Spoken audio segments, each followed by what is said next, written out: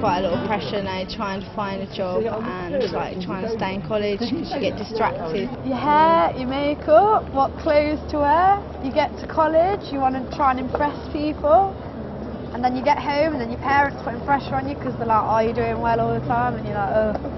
Like I'm always late for things, that kind of thing stresses me out, or if I know I've got a deadline to be in.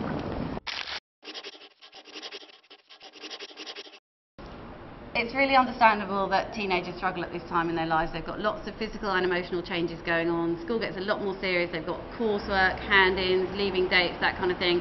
And it's a tricky mix, and a lot of them do struggle with it.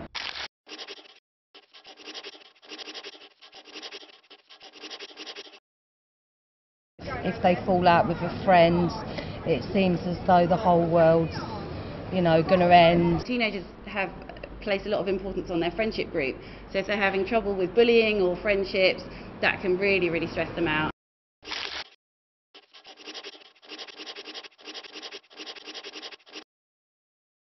Eating difficulties, sleeping difficulties, a child not being themselves, they might be very angry or aggressive. Obviously teenagers are moody and their moods change, but if they're always angry or they're getting very withdrawn or tearful, talking about themselves in a way that shows they have low self-esteem, like saying they're stupid or they're ugly, anything like that.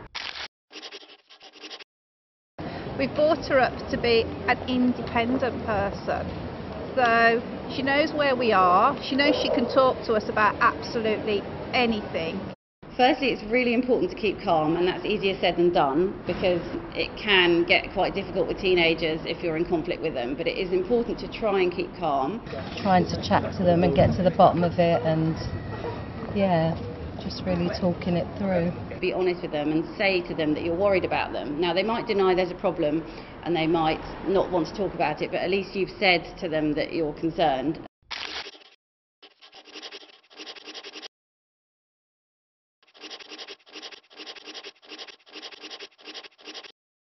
If a child's very unhappy, then they can act out in the classroom and be disruptive in the classroom, and that kind of behaviour is often attention seeking because the child's feeling bad and they're not sure how to communicate that. So it's really important to look behind the behaviour and say, what is this child trying to say and how can we help them with it?